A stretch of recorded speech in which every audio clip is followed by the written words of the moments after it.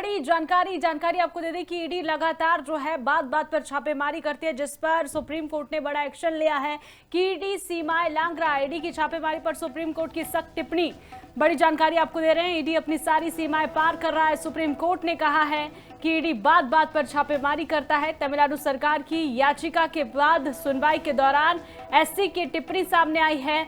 बता दें कि तमिलनाडु राज्य विवरण निगम ने कथित तौर पर यह टिप्पणी की है। ईडी अपनी सारी सीमाएं पार कर रहा है। सुप्रीम कोर्ट की तरफ से ये बात कही गई है। बड़ी जानकारी आपको दे रहे हैं, ईडी जो बात बात पर छापेमारी मारता है, छापेमारी की जाती है ईडी की तरफ से, उस पर सुप्रीम कोर्ट ने ये टिप्पणी की है। तमिलनाडु राज्य विवरण निगम ने कथित घोटाला मामले के बाद ये टिप्पणी की गई है। ईडी अपनी सारी सीमाएं पार कर रहा है, सुप्रीम कोर्ट ने कहा है।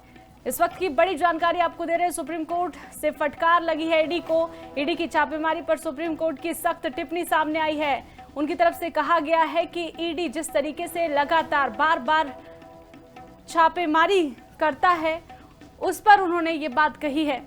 आपको बता दें कि तमिलनाडु सरकार की ओर से याचिका पर सुनवाई के दौरान सुप्रीम कोर्ट की टिप्पणी सामने आई है। बड़ी जानकारी आपको दे रहे हैं, ईडी के द्वारा बात बात पर छापेमारी की जाती है, जिसके बाद सुप्रीम कोर्ट से ईडी को फटकार लगी है। ईडी ने सारी सीमाएं लांघ दी है, ये बात उनकी तरफ से कही गई है। तो बता दें कि ईडी सारी सीमाएं पार कर रहा है, ये कहा गया है सुप्रीम कोर्ट की तरफ से। बड़ी जानकारी आपको दे रहे हैं इस वक्त की, तमिलनाडु की सरकार शराब कंपनी के मुख्यालय पर, बता दें कि प्रवर्तन निदेशालय ईडी द्वारा की गई छापेमारी के मामले पर सुप्रीम कोर्ट ने यह बड़ा दखल इसमें दे दिया है। साथ ही अदालत ने इस पूरे मामले में ईडी की जांच पर फिलहाल तो रोक लगाते हुए नोटिस जारी किया हुआ है। और मुख्य न्यायाधीश BR गवई ने सुनवाई के दौरान तीखी टिप्पणी करते हुए कहा है कि आप व्यक्तिगत लोगों के खिलाफ कार्यवाही कर सकते हैं, लेकिन संपूर्ण कॉर्पोरेशन के खिलाफ क्यों कर रहे हैं। ईडी सारी सीमाएं पार कर रहा है। इसके साथ ही कोर्ट ने मामले में ईडी को नोटिस जारी किया है, जिसका जवाब अब उन्होंने कहा है कि अवकाश के बाद मांगा गया है, यानी कि छुट्टी के बाद इसका जवाब मांगा गया है।